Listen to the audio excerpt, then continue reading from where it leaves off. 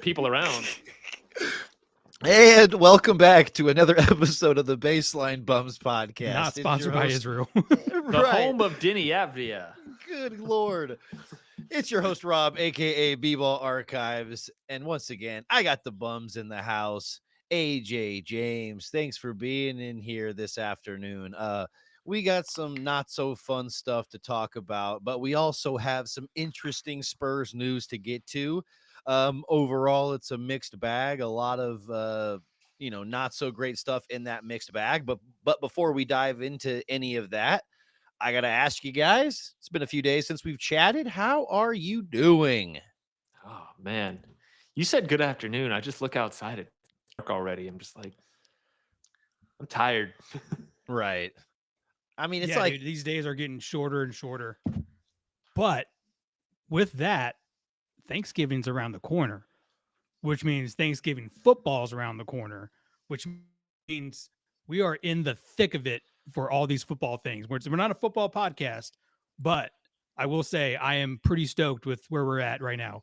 The only thing that could make it just a little better, and I think everyone's going to agree with me on this, is if it wasn't 85 fucking degrees outside. Oh my god, dude. Yeah. Fucking hate it. I go to walk Like, the dogs. I'm still it's sweating. November. My wife's in Lake Placid, New York right now, and she sent me a picture of her car being snowed on. And it's like, yeah, that sounds great. I just went for a run.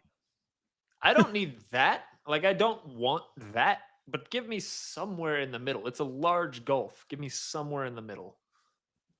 absolutely. Yeah, it just doesn't feel like fall without that like crisp coolness. And yeah, we are certainly not getting it. Yeah, I'm still playing basketball outside at points during the day, and I'm like, good Lord, I'm just roasting in this sun. It's mid-November. I should be feeling the cool. Uh, but you know who also is kind of feeling the cold is the Spurs right now. We Not are great. we're feeling the injury Is that in a bug. medical sense? The cold, I the I ice on body parts.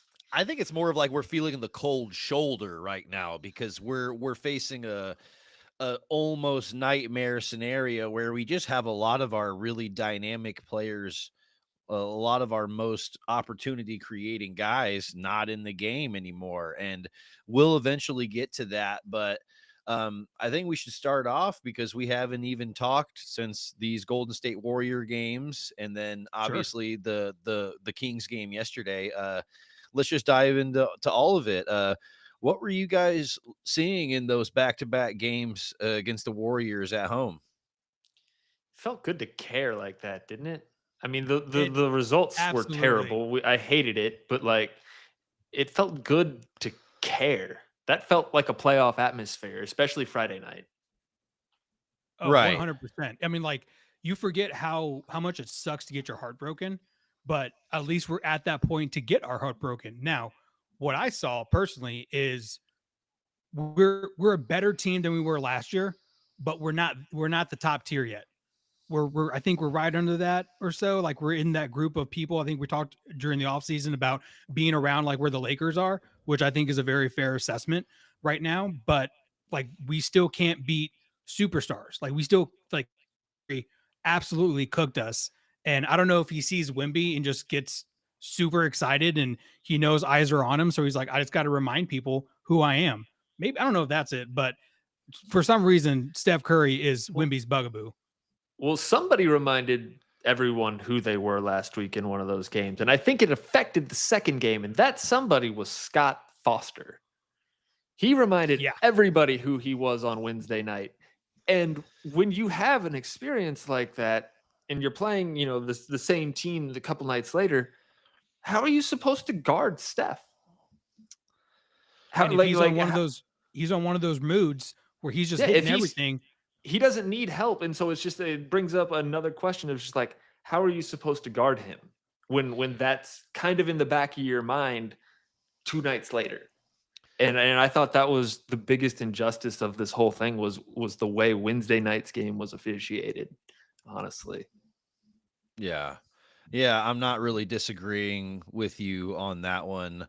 But yeah, it just felt like there was moments where I wanted Steph Castle to make better decisions defensively so he wasn't fouling Steph as much. So that Steph on Steph situation wasn't as foul happy because we needed him in the game more. It was one of those games um, where we kind of needed him to play 40 minutes, a lot of really just point of attack defense, and we weren't able to get that for chunks of the game because he was in foul trouble, and that was kind of tricky to navigate. And felt like whenever he kind of came out of the game and we started to kind of lose our defensive identity on the perimeter, that's when Steph really started to cook. Well, and that's where you really miss a guy like Dylan Harper because he can defend and make the right decisions offensively, where we haven't really seen Steph Castle doing that a lot this year. So he's just another body that you could put on Steph Curry in those instances. And I Right. think maybe rely on Yeah. him to make more smart decisions. Yeah, defensively, I'd much rather have probably Harper than Champagne on Steph in those moments. But I mean, it was collectively everyone got cooked. It's not. We can't just point the finger at one person because when you draw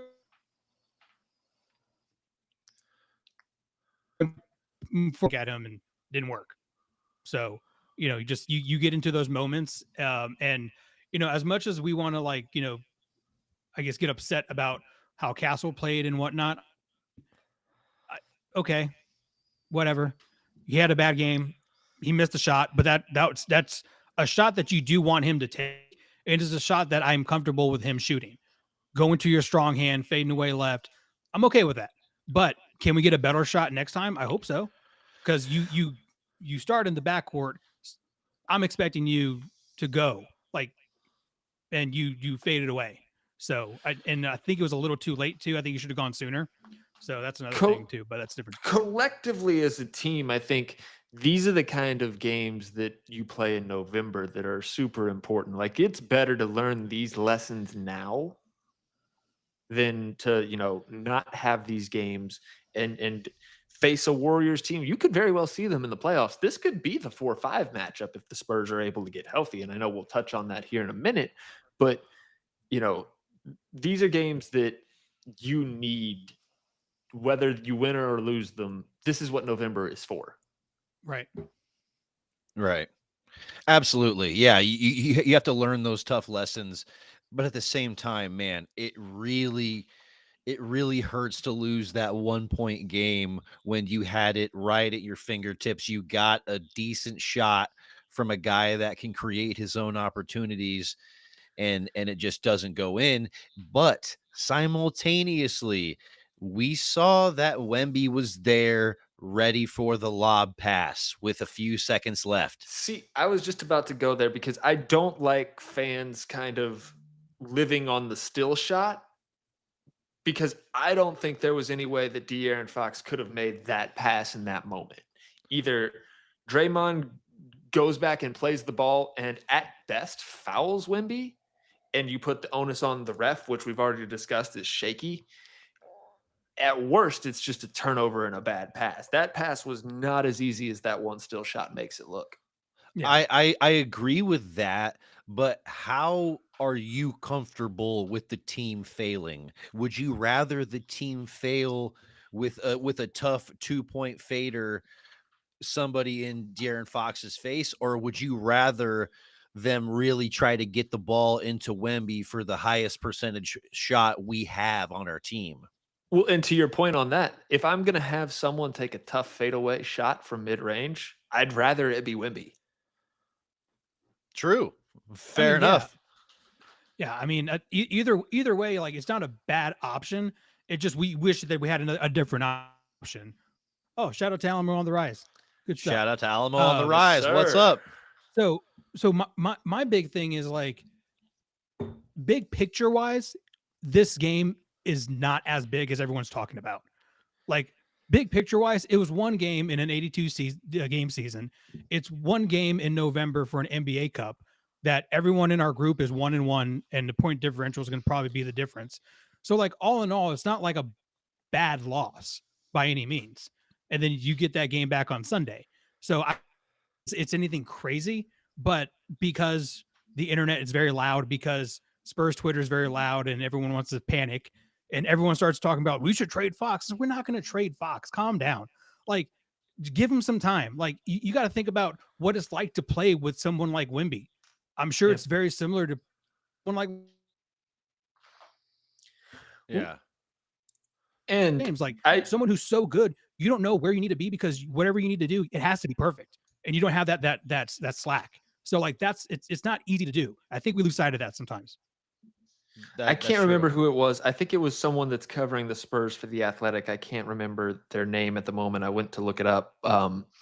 Had an article today about how De'Aaron Fox doesn't want to be the number one anymore, and it's kind of like his journey to adjust to being the number two and getting used to, playing with Wemby and existing in that kind of gravitational pull that Wemby exists. I don't subscribe to the Athletic anymore, so I couldn't read it, but I saw the couple of tweets that were promoting it, and it seemed like a really interesting premise that you were kind of getting at there, AJ.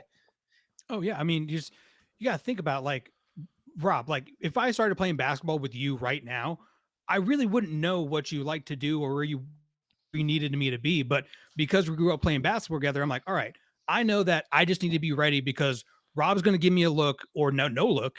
I just got to be ready for the ball, and he knows exactly what he's doing. So I just need to make sure I'm there. And it's weird because like you can't play. It's playing with Wemby. I would assume like I don't know. I'm not in the NBA. I'm not De'Aaron Fox, but the way that De'Aaron Fox some starts to creep in towards the basket, that might just collapse the entire defense. And he's not really used to that because he's used to playing with dickweeds like Sabonis out there in Sacramento, who's on the perimeter. So like I just think of those things, and we just gotta peel back a little bit and go big picture. Yeah, Absolutely. it's a tinkering process with a guy like that, and when you're kind of adjusting your ego as well, there's a mental aspect that goes with that. So yeah, just give it time. It's unfortunate that we just can't seem to stay healthy. Yeah, that is the biggest bugaboo of all time. But at the same time, yeah, it's De'Aaron Fox kind of adjusting to his new role, and I kind of alluded to it in the video I just posted. But it's kind of like who should close out the games for the Spurs, and what does that closeout situation look like? Because that's what we kind of saw in that second game against Golden State, and I think a lot of it back in Sacramento, De'Aaron Fox was really tasked with just, hey, get the ball. You're going to take 5 or 6 dribbles, and then you are going to have to create the shot. You not only create Yep. the opportunity, but finish it. And then Yep. here, he doesn't need to finish it because we have Wemby. So Yeah. I really think, the Spurs, like better than most teams, we are a get things done by committee. And I think that's how we should close games. It's De'Aaron Fox breaking down the defense like he does best, and then creating an easy look for Wemby, whether that's an easy mid-range opportunity where it's Wemby shooting over the top of somebody, or it's Wemby catching a lob, or maybe even it's Wemby just getting some kind of mismatch where he's 10, 12 feet away, and it just makes sense. Yeah, let's talk about mismatches real quick. Well, and shout out Alamo on the Rise. It was Jared Weiss at the Athletic for that. Yeah, shout out Good for, shout for out. that name. Let's talk about mismatches for a second. What bothered me the most about the Warrior game is that Draymond was on him, and if Draymond wasn't on him, it was a 40-year-old Al Horford. So like, why is Wemby shooting 9 3-pointers that game? Why isn't he more down low? You saw the turnaround dunk that he did on Draymond. It was the best play of the game that didn't count, which I still don't understand how it didn't count. Like where was the foul before everything happened? Like that was a terrible call. I hope the NBA goes back and looks it over because that was bullshit. We lost by 1 point, and I'm not going to say that was the play that did it, but that would have helped, I would assume. We would have won. It would have won the game technically. Yeah. It's the gift and the curse of last Monday at Chicago. You get Wemby going 6 for 8 from 3 and hitting the game winner or the game tire and the game winner. It's true. He's, at that point, he's going to be a game or two playing kind of with house money. Yep. And on Wednesday, you still had a little bit of that residual hot streak. So, True. with a young guy like that, especially coming, off of a game where he's feeling himself, that's just something where you're going to have to learn a little. You're going to have to learn a little bit. Well, and, You and know, I hate to be like so cliche, like you live and you die by the three, but it's just like you, whenever you really rely on that shot and you're not quite a league average 3-point shooter, this is just what happens. You have Yeah. some nights where the grenade just blows up in your hand, and you have some nights where you're like, man, I can't miss. Yeah. And another thing too is you get sucked into those Warrior games shooting 3-pointers. When they're shooting 50 the line and Steph going crazy and he's hitting 3-pointers and GP2's hitting 3-pointers, you're like, who the hell is this guy? And then you're seeing like Podinsky hit 3-pointers and you're like, all right, whatever. But then like Jeremy Sohan hits a 3-pointer and you're like, hold on. hey, that's 55% 3-point shooter, Jeremy Sohan. Oh, he's double nickels? Yeah. Ooh, oh yeah, because he He's hit 3. Yeah. He's 5 for 9. I mean, but it still counts. Those Yeah. Twitter Like videos, Akon dog, said, still they're counts. real. Those Twitter, they were real the whole time. Well, No, I mean, it's not it's over such a fake. small sample size. Right. It's a It's small not sample fake size. though, because I will give credit where the credit is due as far as Jeremy Sohan's concerned. Now the shot is still slower than an iceberg melting in Antarctica, but the mechanics are a lot better. Right. Well, Yeah. it's the mechanics and it's the shot selection, because he's taking about, I would say, 50 to 60% less threes a game, and he's only choosing to shoot when he has time to get his shot off. So it's like Right. he's like, all right, I'm set. I can really just, shoot it the way that I feel comfortable. And to your credit, James, it does look a little bit better than it did last season. So I think incremental improvements are what we're seeing. Now, that's the kind of guy we've talked about Sohan in our group chat. Just so everybody that watches this on YouTube knows, we've talked about Sohan in our group chat probably more than any other Spur on the roster right now. This is the kind of guy that needs to earn his paycheck while Wemby is out. Because this is the 100%. kind of guy whose game should pair pretty well with the Aaron Fox. Someone Right. that can get when Fox gets into the lane and collapses the defense, he can be in that dunker spot, getting to the rim, catching easy lobs, or kind of being out in the corner, taking the easiest 3-point shot in the game. So, he can kind of live in that role that guys like Champagny lived in, where they're in the gravity of their 2 stars now. And now Right. it's just one, but I think Right. that's the kind of guy we should be looking to step up. And I right mean, now. these And I say next that few all the time, games, but these next few games are going to be just what the Grizzlies and Yeah, the they're Grizzlies, very winnable games. yeah. And Well, the Grizzlies, Sam's Hawks jaw are, now. The Hawks are playing well. The Hawks are playing good basketball right now. So I They think are. that's going to be a tough game. But I feel like in matchup wise, like we can match up with them better. Is than, that like, game in if we- San Antonio? That game's in San Antonio. it is Okay, that should but- help at least a little, hypothetically. I mean, we're pretty good at home. Hey, before the the audience Warriors has been games. great, man. I will say that the crowd has been fantastic. So Yeah, shout I out to the was, you fans know- for going to the games. I'll have to eat crow on this, at least to this point in the season. I was not big on the Jackals idea.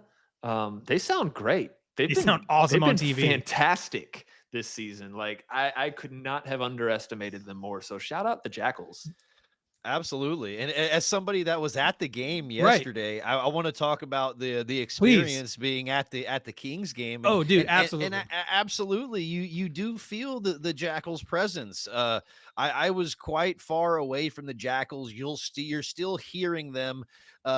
I mean, not every single chant lands and not every single chant really gets people going. Right. But at the same time, there's times where they're like, you can't do that. And then all of a sudden it starts to spread a little bit. And we're just all of a sudden we're like, you can't do that. And then they did that like butt crack, like tight Exactly. thing Russell yesterday. Westbrook was distracted by a man's ass. Yes. So There like, was a the lot of best fun part moments.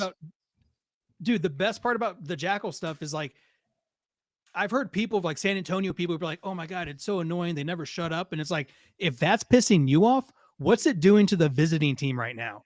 Like, if you're mad about it, that means the visiting team's like, no visiting team has to deal with any of that shit. Like, the Clippers can fuck off. That's ridiculous. They're all actors. They all get paid. Don't tell me otherwise. They're not season ticket holders.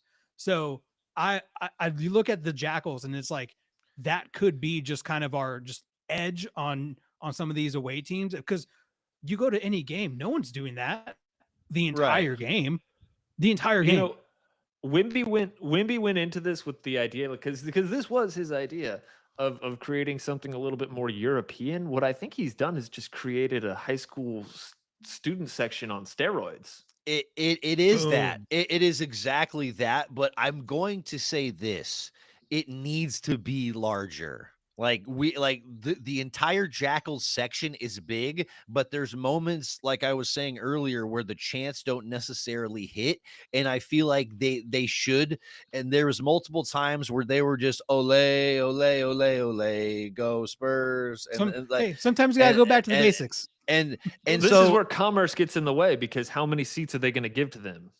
we'll see. That's what I'm saying. I think that there needs to be some kind of extension between the Jackals and just like the general fans who sit in that section where it's like, hey, if you buy a ticket in this section, kind of like a student section at a college football game where You're it's like, expected to do this. right, like, hey, we're all going to be wearing this color. We're all going to be kind of going crazy. If you get beer thrown on you, if you get yelled at, like, it's just going to be a part of the overall experience. Don't mind the guy ripping Well, his and shirt shouldn't off. that- It's not a big deal. Shouldn't that be on the hype squad though, to kind of take the Jackals' energy and permeate that? If they're going to exist, if we're not going to have the Silver Dancers anymore, I and miss we're the going to be Silver getting more Dancers energy so from much. people in this, if we're going to be getting energy from people in the stands more than them, shouldn't it be their job to kind of take that and disperse it amongst the crowd? What else are they doing? Why else do we not the have the hypes- Silver Dancers? The hype squad is kind of cheeks though. That's my point. Like, they're not getting anybody hype. Like, Well, I'm watching them come off the court, and we're all just like really really nonchalant, and I'm like, Dude, what even happened here? No one's hype.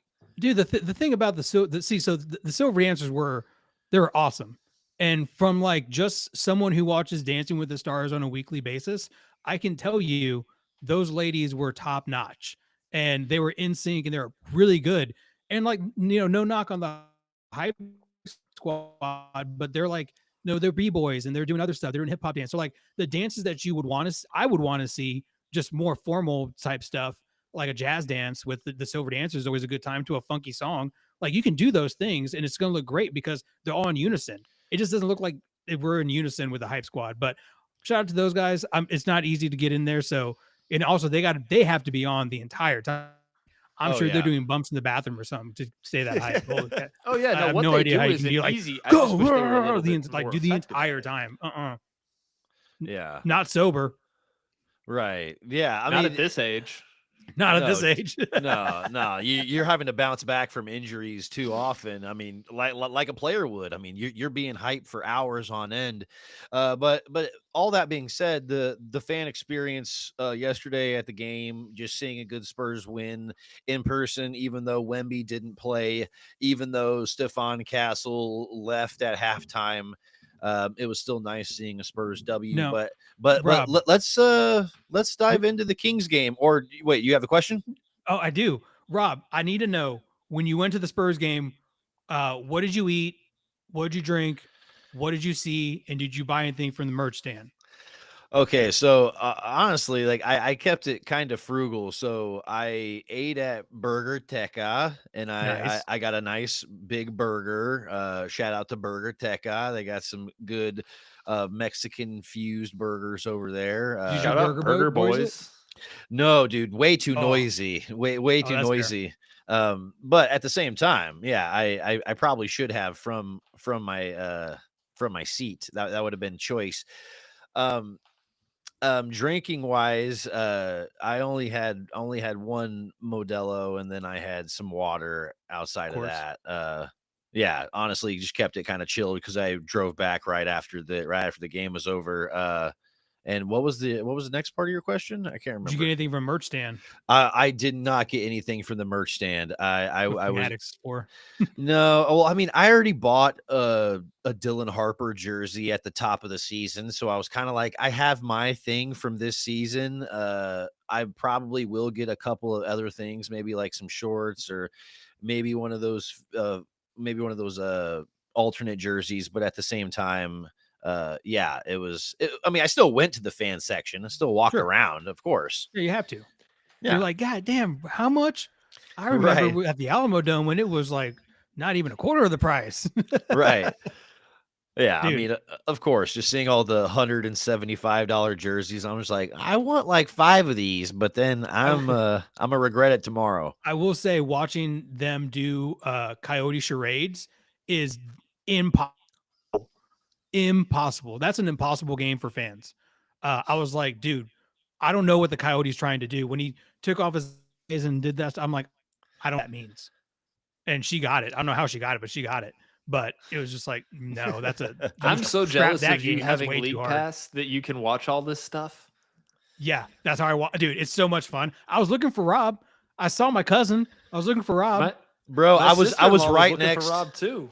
I was right next to the person that was fan of the night, and he was dancing like crazy, and you could see me in some of the shots, and I was like trying to like bend in there so people could see where I was, because I was trying to get people to shout out the Baseline Bums podcast. But it's at the end of the Also, day, real quick, while we're talking about the fan experience, I wanted to give a shout out to Julian Champagny for, while he was on the exercise bike, taking a few seconds to talk to my niece Taylor, who just kind of leaned over and said a few words to him. Just that's how fandom is built. So shout out to Julian Champagny. That meant a lot. Absolutely. What does she ask? Who's Oh, your I don't favorite even Spur? know, man. I don't even know. But just like that kind of thing is I think what the Spurs are great at. So yeah, Yeah. just that was awesome. For sure. yeah, they're excellent with community building, just because they care.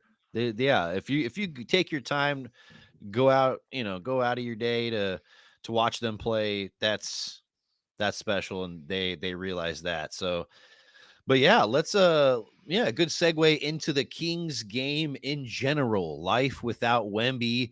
I think that the second half of this game, no Wemby, no Steph Castle, this really gives us a glimpse into what we're going to see moving forward, at least for the next couple of weeks, because we know Wemby's going to be out multiple weeks.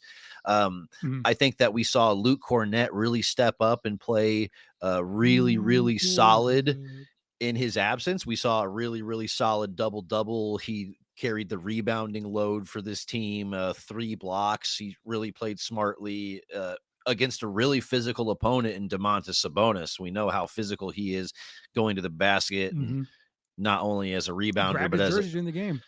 Absolutely. Absolutely.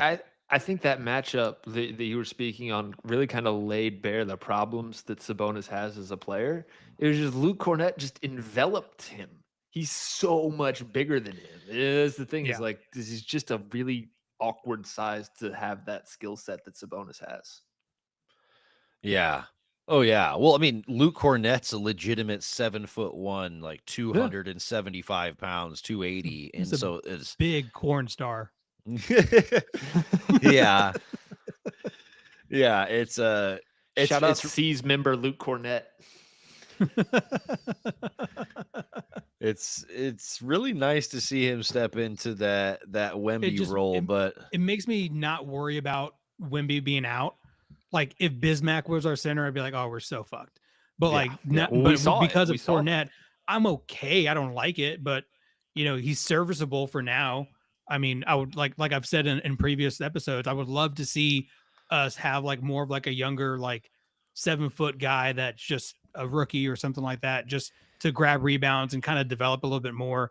Like the first person I kind of think of is similar to a Bassie or like a what's the Dominic Barlow? Barlow. Yeah. Similar to like those guys, just to like get reps. But Barlow? Yeah. No, isn't he in Atlanta? No, I think he's elsewhere now. I'm not sure. Does he want to come back?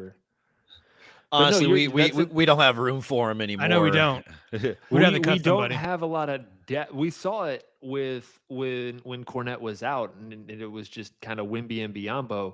We don't have a ton of depth at that center position, so it's just going to be a little bit scary hours when Cornett has to come out of the game, because we saw, last year, Sohan can't be the backup 5, Kelly Olynyk can't be the backup 5, and so I think you can get away with it against the Kings, but we can't get. I don't know if we can get away against Memphis. Like Triple J is going to probably have himself a quadruple double or something. Like he's going to have a great game unless Luke Cornett can slow down. There are certain I agree, matchups but that Kelly Olynyk just won't be able to play in because he's just Yeah. basically at this point in his career slow Jeremy Sohan. I agree, but I still feel like he is a really, really good connective piece on offense, more so than Jeremy is. Like He I can think shoot, and that's important.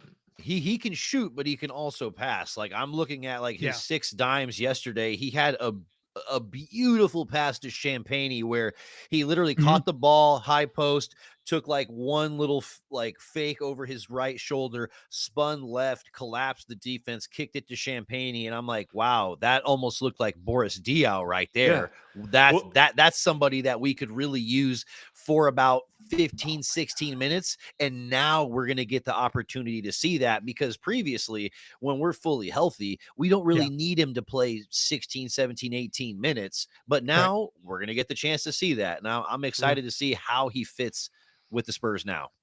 yeah. Could you imagine And Boris Diaw and Wemby together? Oh my God. oh, that'd Could be you imagine just pornographic. That would literally feed a French army baguettes for a year. A Boris-sized French army. Yeah, seriously. That would be dude, God, I miss Boris just Diaw. dude, I hope we just figure this out with Wemby. And I think we will. It's just going to take a lot of time now that everyone's hurt. But again, this is why too many guards is a good problem to have. So Mhm. now we're not worried about putting all the entire load on certain people. So I'm okay with this. But it is what it is. So right. hopefully we get through it. Wemby has a calf strain right now. What are the Kings trying to do? Rob, you were at the game. I mean, what is this organization? I mean, if we're trying to analyze what the Kings are doing and what the downfall of the We can't. Kings has been, it's like, yeah, it's like trying to This would have been figure out like why an insane person does what they do. It's really it was really confusing, because there was moments where, man, they started to really chip away at the lead, and I was like, man, they're finding wide open shots and slashing and getting into the paint, and then all of a sudden they just stopped doing that, and it was like Keon Ellis is taking fadeaway jumpers, and I'm just like, all right, Well, this would have been they're kinging it up. this would have been 2018's best roster. Like, this is an amazing 2018 roster.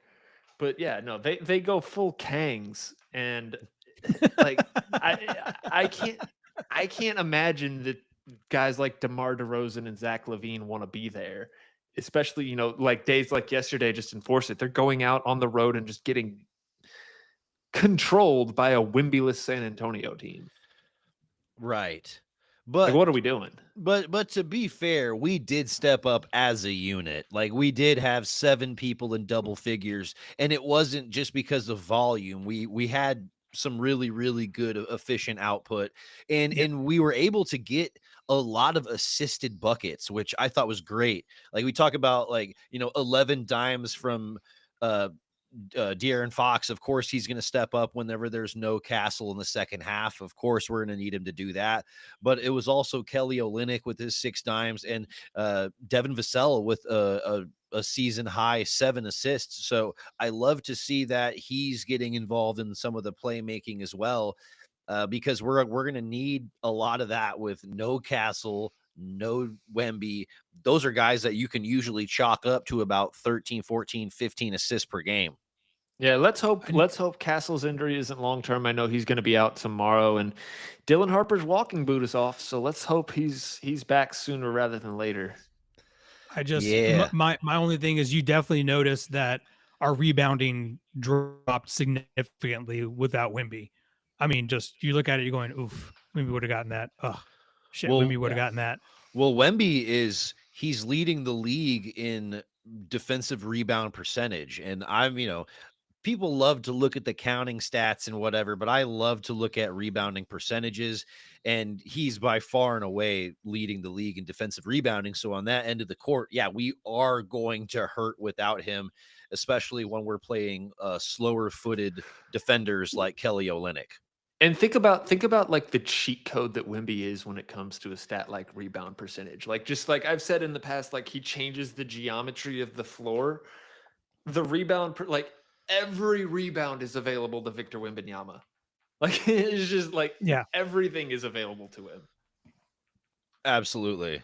Yeah, it's and it's not only the rebound itself, like the ability to get a tip and kind of Yeah. like maneuver Yeah. the ball to a teammate and just create an additional opportunity. It- That's It's always crushed something he his can field do. goal percentage in the past with all the like he has in his first 2 years in the league. I haven't noticed it as much this year, but he has been crushed on tips that they called controlled tips at the rim on offensive rebounds that just didn't go in. His field goal percentage would be 5 points better if he had a just a more generous grade on that from the statisticians. That's very true. That's very true. But you know who is having an amazing season when it comes to the statisticians is Harrison Barnes. I think we have to Mr. give 100. Let's right. talk about Seriously, him. Let's seriously. talk about Give him. him some flowers. I gotta give HB some flowers because we're talking Dude. about a guy that he's third in the league in true shooting right now, and every single person that's in the top 10 of that category is all centers. Beautiful. It's like Jokic Beautiful. and Rudy Gobert and guys that just are in the dunker spot finishing. He is shooting over 5 threes a game and still shooting this kind of true shooting. That's When he fucking ridiculous. When he shoots a three, I just like I'm more surprised when it doesn't go in. Exactly. You have to chalk it up as like a made bucket whenever Harrison Barnes gets an open three, and we were pointing to why is Jeremy Sohan not playing more? It's because we have to play Harrison Barnes. We have the rope tied our hands tied behind our back with rope because of how well he's shooting. Yep. Now I want to open this up with those initials and that level of performance. When does he get his own HEB commercial? Buddy. So I actually funny thing you say this. I had this conversation with John because I was like, or was it you, James? We're having this conversation. What I was think it the was you and I. conversation? Yeah. You and I were talking about HEB commercials. Sorry, yeah, man, I yeah. slept since then. But it's like we're gonna get good ones here. Like next year, I expect the HEB commercials to be like top notch because like you don't really put the money towards good script writing and shooting a Yeah. commercial Or on a trash team that players. might be so. So now that we've proven that we're starting to win more, I think our HEB commercials are going to elevate as well. So You mean you don't want to see Romeo Langford in an HEB commercial? Those are dark times. Those are seriously dark times. Let's honestly not go there because I want to think about the positive HEB commercials that are going to be in the future. And I agree with you, AJ. If we are looking like a team, like right now we're sitting 5th in the West, which is a great place to be.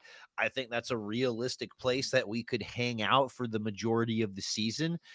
So I think, yeah, there's going to be a lot of interesting opportunities that come our way if we stay a winning basketball club. yeah, It and all just comes down to health. yeah, and I really do. I think you see it in Wemby's face and the way that he's like so passionate right now, because I think he's tasting wins, and he's like, this is awesome. And for a guy like him, winning means so much compared to a lot of people in the NBA who are there for paychecks. That's a completely different story though. But for him, he wants to win. And so like now that he's on the winning side of things, he got a little win streak going. You look at big picture wise, we've only lost 4 games since the preseason. And so he's like, To 3 this teams. is great. I want to keep this up. And so, I think you look at that kind of motivation. I think we're only seeing the tip of the iceberg, honestly. I think come January, February, March, it's gonna be scary. Hopefully. We just need health. Let's just hope, we yeah. just need health. That's the biggest elephant in all of the rooms is just health. Not just for Wemby. I'll light a even. candle. We'll be fine. Okay, yeah, we'll pray. I'll hold a rosary. We need to get some abuelitas on this stat. Stat Right. like right now. But that's the interesting Abuelitas, thing. abuelitas, and Etsy witches, get on it. That's the interesting thing about that kind of report. Whenever you read multiple weeks, is that going to be 2 weeks? Is that going to be 3 weeks? Is that 5, 6 weeks? What is the timeline here? And so that could be very interesting if he's coming back later than we think, maybe around Christmas, or is he going to be back before December? It's like I'm really interested to see the timeline, but we just got this report a couple of hours ago about Wemby being out multiple weeks, so obviously things are going to develop It more. also screws up rewards too if you want to start thinking about it. Yeah. Just Yeah. He's got to play can't 65 miss games. too many games. I would imagine if the Spurs have their way, he's going to be coming back probably 5 to 7 days before Christmas. I haven't looked at the December schedule in a minute. I don't have it memorized, but Oh, we have the Thunder the 23rd and 25th. yeah, I would imagine if the Spurs are happy, he'll be back somewhere around the 20th. He'll be back before that first Thunder game. So There's a string of games where I'm comfortable with not having Wemby. I think, obviously we look at this Grizzlies game coming up, we actually play them twice in the next 3 weeks. So that's pretty favorable. We're playing, the Pelicans and the Wizards shortly after that. We have the Trailblazers. So like there's a lot Can of we teams stop where playing the Pelicans for a while? Good God. Like, God, well, it's can like we just I've stop seen playing the fucking Pelicans? they're Like, in the division. I've seen or can we just trade championship for Trey Murphy teams. already? Like, Jesus Christ. I've seen championship teams go into New Orleans and look like they forgot how to play basketball. So I think that's just a black hole for this franchise, honestly. Every sports team in every league or whatever has that one place, and for the Spurs, I think it's New Orleans. What do you think it's like for Wemby to walk on Bourbon Street if he ever got to? Do you think like he'd be like, wow? It's This probably is like everyone crazy. else, and they just are sick of the smell of liquid garbage just strolling the sidewalk. Okay, maybe this is just a me thing, but I wonder if Wemby goes to Louisiana and views how they've murdered French, how I view how the English have murdered their own language. Because like they like to add a French twang to things, but it's not real French, and so it's just like like how England pronounces words isn't really English technically, or I guess it is, but it's just whew. You're talking about that bayou speak, James. Yeah, Yeah. a little bit of It's that like Cajun Bonjour, slang. motherfucker. No, but it's Go Tigers. But yeah, you're right. There are teams that aren't really that good that kind of sneakily play well against us, and the Pelicans are one of them. But I'm gonna say this: they are one of those teams that they don't rise to the occasion very often, but a lot of times they will drag you in the muck with them. They will drag you down and make you play at their level. And it was always frustrating as a player to play against teams that did that to you, because It's like you just felt like them draining Yeah. your superpowers. And it was like, man, this is just going to be a dogfight. it's against like the playing a Monstars. triple option team in college football. It's just like Oh.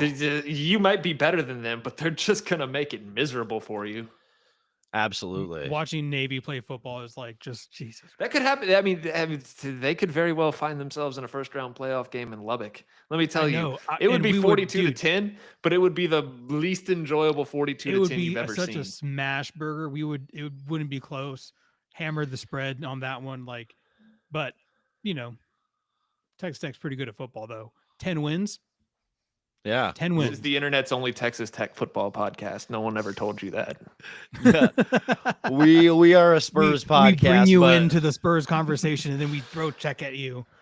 well, we love trapped. Texas Tech here. I'm not trying to shy away from that. You see the shirt I'm wearing, but What am I doing? I'm wearing a Spurs shirt on a Spurs podcast. Yeah, Fucking seriously. idiot. Well, what are you doing?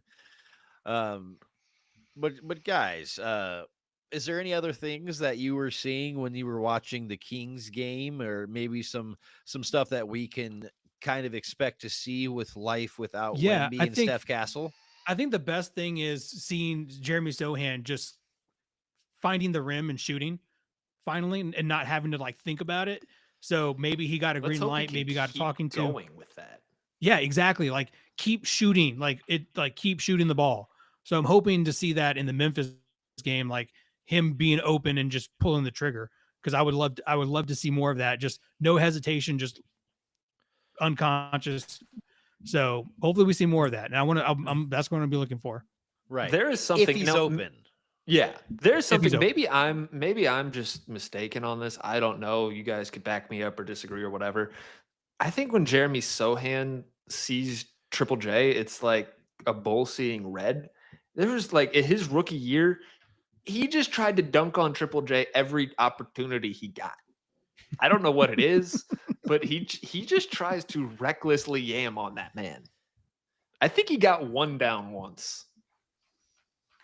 Sometimes you just want to go at the players that provide you the biggest challenge, and obviously Triple J is one of those defenders that has a lot of clout when you're a defensive player of the year. It makes sense. Also a member of the Born in San Antonio's All-Star or Born in San Antonio All-Star team. Probably conceived in San Antonio too. Yeah, But shout out to probably. Jaren Jackson. absolutely. Also, we're number 2, who's personally my favorite number Bang! 2 at the moment. But Derek I- Harper Jay is going to Howard take that reference right spot. there, boys and girls. I mean, honestly, I have my beef with Triple J, and I think that he is a great defender, but he doesn't do something that I think is really key and essential for being a great defender, and why I think he should have never won Defensive Player of the Year to begin with. He's just not a great rebounder, not a great defensive rebounder, and if you No, you're only right. average 5-6 rebounds a game, on a good day you're putting up 8 rebounds. It's like, and you're damn near 7 foot tall with the athleticism, size, length that you have. It's like you should be putting up 10 rebounds a game, no problem, especially when you are in a good position defensively as much as he is. It's That's the old knock on Brook Lopez, and that's an interesting, I think, career comparison for a guy like Triple J is what came out of Brook Lopez's second act in his career. Because when he was in New Jersey, he was getting yelled at by old ass Kevin Garnett because he wasn't getting enough rebounds. right. So Exactly. still the Nets all-time franchise leading scorer, by the way. Great trivia. Because he got buckets. He got buckets. Oh, and I love that you said the word trivia, because I do Ooh. have a small little question for you guys. Are we So working together, or are we going to go like 1, 2, 3, or what are we doing? I think it's just going to be working together as a team. It's not going to be anything crazy. It's just going to be a going through the NBA 2K3 Spurs roster, and you're going to God. tell me the overall ratings. Okay, NBA 2K. I didn't even know 2K went back that far. Was that Iverson's cover? I think no, I think it was the one after. I think he was maybe 2000. He was 2K2. Jeez, I was a live kid. then? Pretty crazy. I'm not sure who was I on the a live kid cover, too there in that time. but yeah, I was live. But some of these ratings are very interesting. So when we're looking at the 2003 squad, what do you think Tim Duncan's rating is? And this is 0203 or 0304? 0203. Okay. Tim Duncan's rating. He'd have to So be he was right before. in the midst of back-to-back MVPs. Right. So he'd have to be what, like a 95?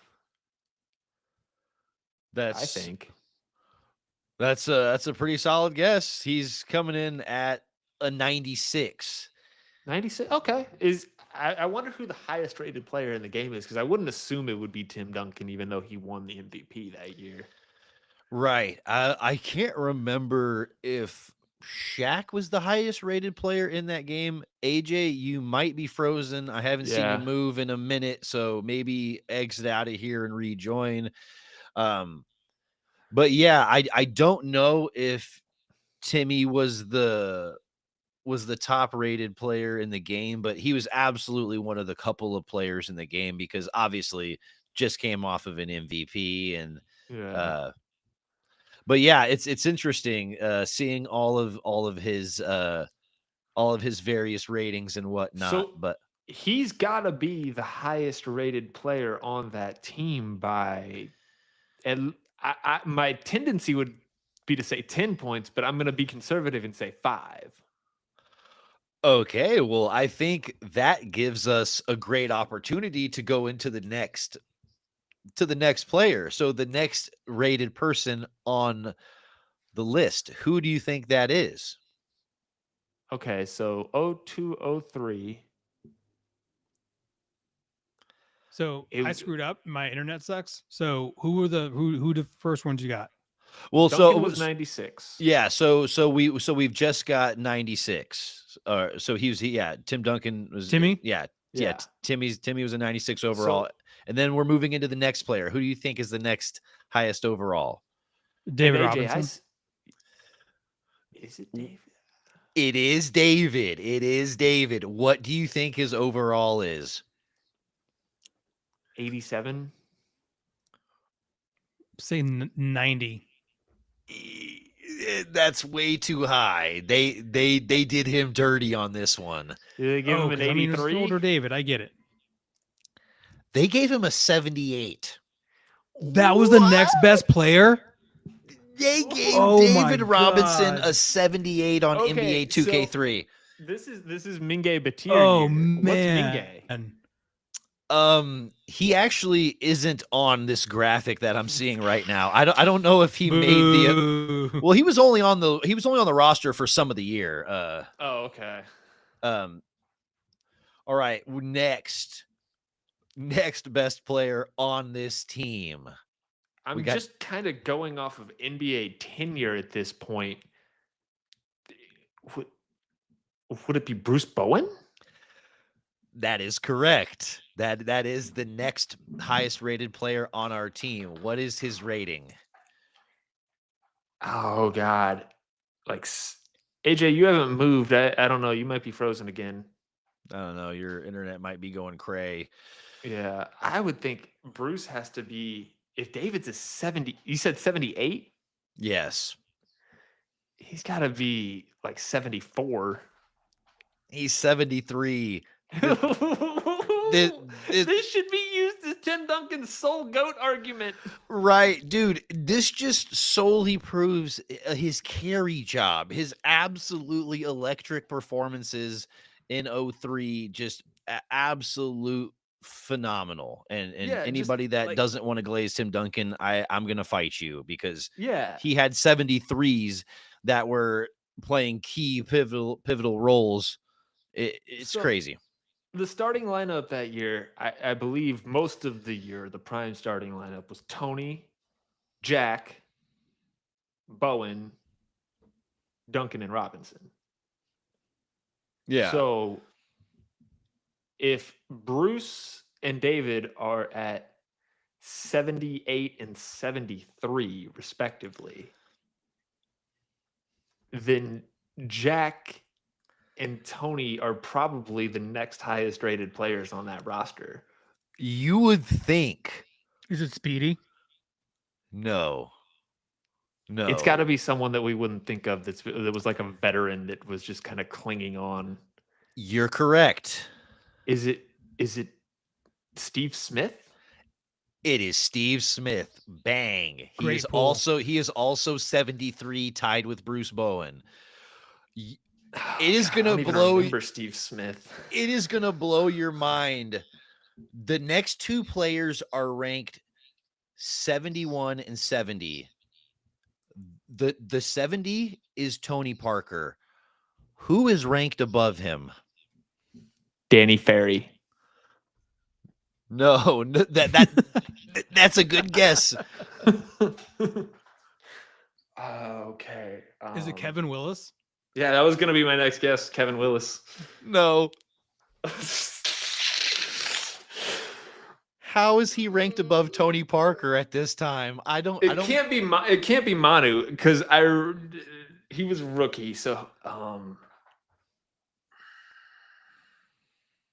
I don't even remember who else was on this team.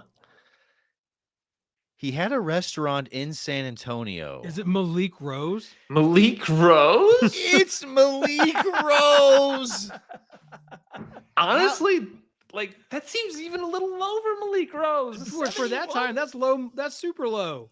Malik, dude, Malik Rose at 71 ahead of Tony Parker. Yeah, but honestly, Stack Jack at 65. No way. They hoed him in 2K3. They really did. That's why I played this live. is before like the dynamic like updating of rosters, because he would have started at a 63, but by the end of the year he would have been in like the upper 70s probably. Oh yeah, absolutely. But yeah, I just wanted to dive into some, back in the day, these ratings and just kind of where we were for some of our championship seasons. And we kind of forget that we're playing, guys like Malik Rose, huge minutes within championship teams. And so, sometimes, you can make it happen with unexpected rosters. For sure. I mean, Malik Rose, unsung hero, because like at that point you didn't want to have Duncan guarding Shaq all game. Right. And Robinson was just too old and slow to do it. And so Malik Rose drew that Shaq assignment a lot. Yeah, he did.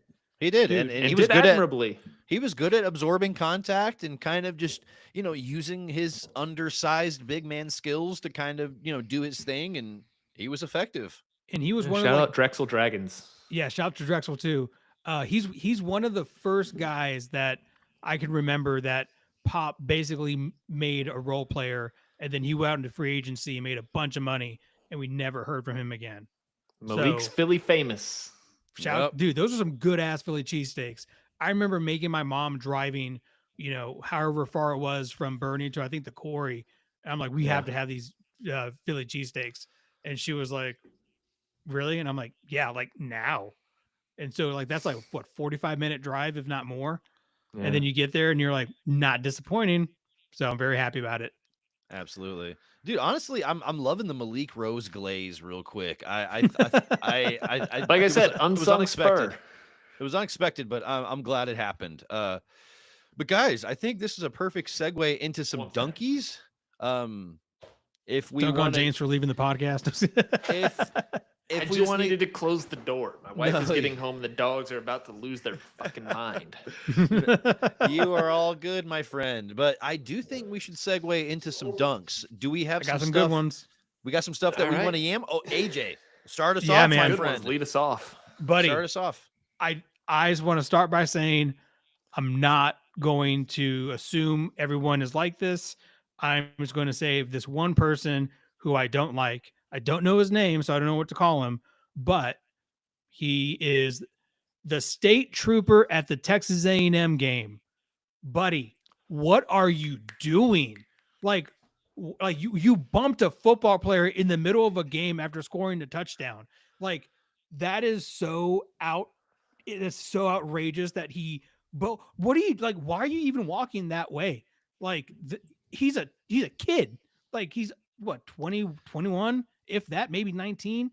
Like, what are you doing, nut job? So apparently he's been relieved of his duties, so that just means he's not going to work Kyle Field. But I've seen some A&M videos on TikTok, and they're talking about like his ass better not come back to Kyle Field ever. And I'm like, ooh, that is aggressive. And I'm like, well, at least we know that there's some good morality over there in College Station. So, but dunk on that guy. Yeah. Yeah, that's honestly a good, worthwhile dunk because he kind of was out of line right there. You can't be physical with a player like that in that moment. Yeah. And he was just trying to act like a tough guy. And it's like, dude, and what would player even walk? Why are you even walking that way? Dude, what would have happened? He picked you up. What would happen if he would have turned around and was like, "What, are you gonna bump me, motherfucker?" Like, what would have happened then? Boom, like, he's gonna get arrested like right then and there. Like, what is gonna happen? You're gonna book him with his helmet? Like, A&M? I just like, what's the purpose of this? He's like illegal getting hyped into play.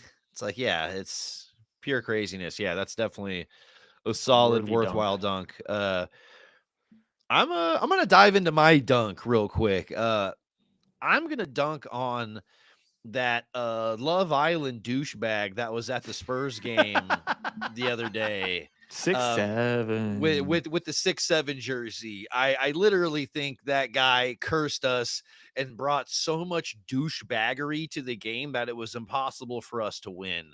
Like there was just so much complete buffoonery, like just clown like behavior from him on the sidelines, just like funny hand stuff. Just like, I'm just like, you're everything that I don't want at a Spurs game. Like Bring back Selena Gomez. Right. Bring back some chill, good, popular, famous Spurs fans. I Shawn don't Michaels. want right. I don't want George some Strait, Tommy Lee George Jones. Strait. Sounds so old right now. right. It's like not this Love Island douchebag that's just gonna be, using the opportunity to make like a stupid 6'7" joke, and that's pretty much the only reason he was there. By the way, San Antonio definitely claims Pedro Pascal, just 100%. He lived there. There we go. Claim. He's ours. Yeah. But yeah, my dunk is on that douche. I think he's the reason we lost the game. And I think half of Spurs, actually 99% of Spurs Twitter's like, who is this guy? Fuck is that guy? Who is this guy? Right. Yeah. It's like, who the I fuck is don't this? watch Love Island, so I don't know. Right. All I watch is Dancing with the Stars. So I am going to dunk on the concept of what I've seen, and don't Google this because you won't get anything productive, but it's a concept I saw, I think Rob Perez call highlight inflation. And that is, for instance, when Zion dunked on Wemby, and that was going around the internet. No, it's admirable that he dunked on Wemby, or he dunked when Wemby was in the frame of the photo. That statistically is hard in and of itself. But he didn't dunk on Wemby. And when you say Zion dunks on Wemby, I'm expecting like a clash of titans at the rim. Yeah, Not like just like balls Wemby in face. like Ja Morant dunked on Wemby. That is a proper assessment. And so not just with Wemby related highlights, but I have seen throughout the NBA just this insistence on blowing up highlights to be more than they are. It's just whether it's a glaze of a player or not, it's just this highlight factory kind of mentality that has permeated social media. Adam Silver said it. It's a highlight league, remember? And so I'm dunking on highlight inflation. It's an expensive league is what it is. Not every dunk is a SportsCenter top 10 play. Not every dunk is amazing. Not everything is amazing. Like sometimes players just make plays because they're good at basketball. And so, like make words mean something. If I see Zion dunks on Wemby, I'm expecting to be like entertained, not just see Wemby in the frame. Right. Let's lower the clickbait bullshit for views and just try to bring some realistic journalism to NBA highlights. I think that that makes all the sense. We're definitely going to be doing some clickbait on this episode. Oh yeah, that's for us to do, not the NBA. Absolutely, and that's what we do over here. But guys, that's feeling like a good episode. If you're still here listening to the podcast, we not only love you, but we love you hard over here. We are a part of Love You Hard TV, and we really appreciate you being here, a part of the Baseline Bums podcast. We love to get together. We love to talk about the Spurs and Wembanyama and what this season means for us, but it wouldn't be as enjoyable if you weren't here. So we really appreciate you being here for this experience, whether it's on Instagram, on TikTok, on YouTube, Apple Podcast, however you're consuming the podcast.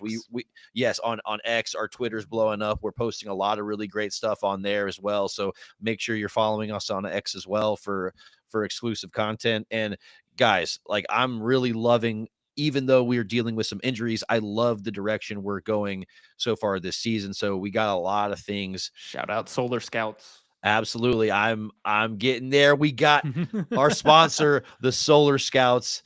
If you want to keep your lights on when there's a disaster, rely on solar power. That's the solarscouts.com/bums.